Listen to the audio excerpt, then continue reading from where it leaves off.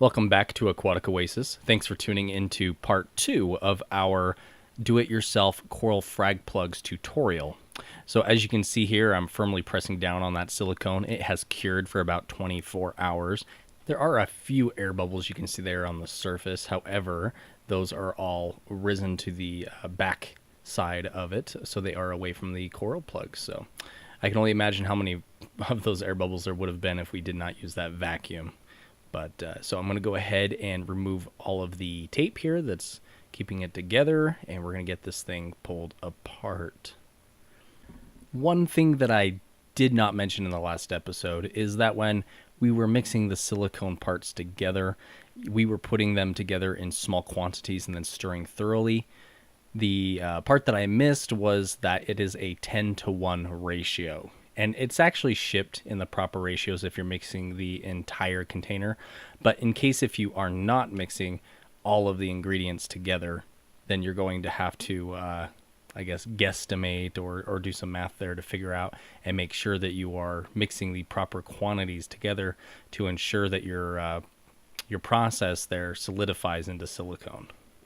That piece there is glass, so I had to be incredibly careful when prying this up. I used that blade to kind of get in there, and then I would just slightly rotate it to help pull it away from the silicone. It was trickier than it looks. In fact, I'm not entirely sure how I even managed to get this away from the silicone without cracking it into at least 2 or 3 pieces. So, but there it's free, and so now we're just going to start popping this silicone out from the sides. You can see how thick and how durable this is. It's definitely something that if you whacked a person over the head, it would hurt, and they would probably not like you anymore afterwards. So now, after all of this, the truly difficult part ensued. This is where I actually had to start popping out these frag plugs, and like I had said in the last episode, I did not use a mold release. So essentially these frag plugs are 100% glued in to this mold. I mean, there was no getting them out by hand. Some of those bigger cement ones that I had put in were easy to get out, but these little guys, I'll tell you, they were difficult. It entailed me getting some needle nose pliers, a knife, and basically cutting them out at the surface, and then using the pliers to help twist them out or break them and then pull the pieces out of the silicone. These ones here, as you can see, are not that bad. They actually popped out fairly easy with just a little physical force. Not any residue or anything. They came out perfectly clean, which is exactly what you want. So I had in the mold, I had those 2 just disc plugs, 2 other cement plugs that I had made in the past, and then of course those 30 little purple guys, which were the biggest pain. But here you can see me actually having to trim some of that excess silicone away from the surface of the plug. That just happened because as I was pouring the silicone, I got underneath those plugs, which I anticipated.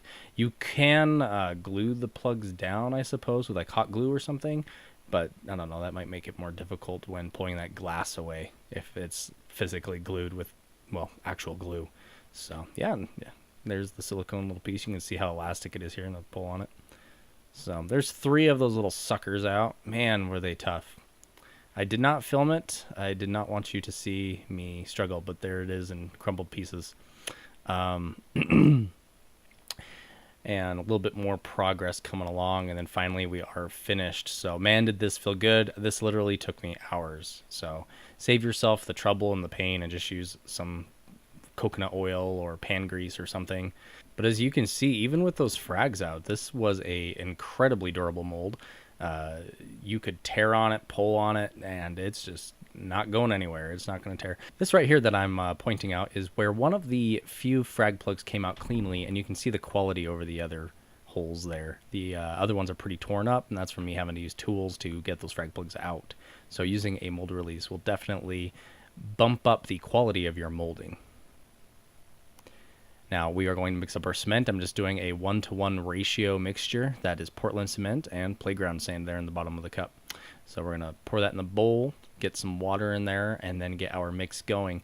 Now, the consistency of the mix isn't terribly important. I usually like to go just a little runnier, perhaps, than like peanut butter.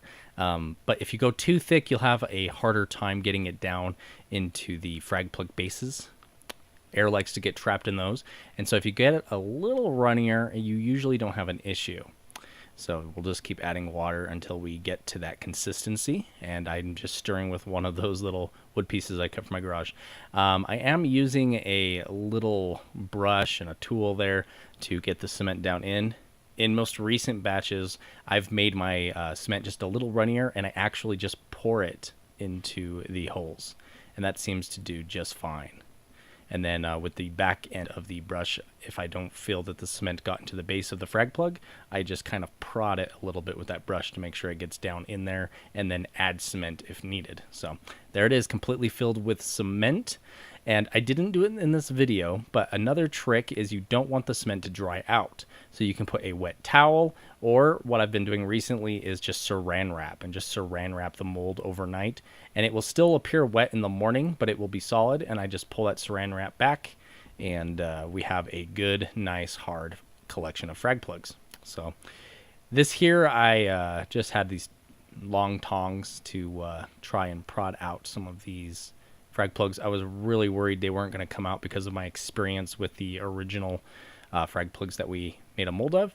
But to my surprise and excitement, they just literally came out. So that was great. I did use a mold release on these. I sprayed it with just that pan butter that I had in the last video sitting on the stove. So this was excellent how well these turned out. And these are darn near identical to the frags that we had actually made the mold of. If there are any differences, it's because I tore up the silicone a little bit trying to get the original ones out with, like I said, pliers and knives and tweezers and things like that. So I did damage this mold, unfortunately, but it works just fine. I will probably make thousands of frag plugs out of this thing before I have to make another one. So, but there's the two flat frag plugs for like chalice or Montipora or something encrusting. I like those kind of frag plugs. And then this one here, again, I'm going slow because I was really nervous to just pop these out and just have the whole base of that plug pop out or break off. But as you can see, it's intact and we have a frag plug. So there's that one. And that one there, I literally just applied pressure on the bottom and just came out. So it was great. I felt really happy to see that. These guys were still a little trickier, but not by much. You just had to move a little slower to ensure you didn't break these frag plugs. They are not 100% cured or dried, which would entail them being somewhat brittle. So you do have to be a little careful. So process here is just getting the rest of them out.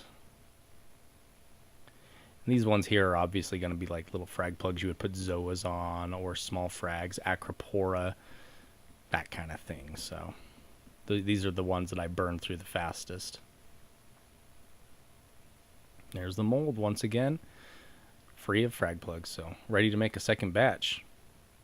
And you can literally do this every single day. Make a batch of, what is that, 34 frags with just that one mold. And you can make the molds bigger if you'd like to. I mean, I wasn't really terribly excited about that. In this whole process of pulling those out, I've got a nice little batch of freshly made Coral Frag Plugs. Now, the thing with these is you cannot just go ahead and start using them. Just like in my do-it-yourself tutorial on the live rock, there's a lot of lime and components in the cement that has to be essentially pulled from the frag plugs or from the cement, and you do that by putting it in just fresh tap water, and you soak them for several days. Once your frags are now curing in the fresh water, you'll start to notice a film collecting at the surface, and you'll also see powdery potato flake looking things floating around in there as well. I believe that's just the lime that we want to remove from the cement, so letting that leach out is going to be a good thing. Let it do so. What I do is swirl it around a bit, and when there's a good collection of it floating in the water, I then just dump the water, get some fresh water, and start it again. I do that until I no longer see that lime. Very easy way of doing it. However, you can also test the pH of the water, and when it returns to normal, you'll know that your cement is done curing. So there's my tutorial on how to make these frag plugs. I've been using them for a long time now, and they do great. So I hope you have fun making these. Please don't forget to like, comment, and subscribe. Hit the bell to always get notifications of our videos. And happy reefing from Aquatic Oasis.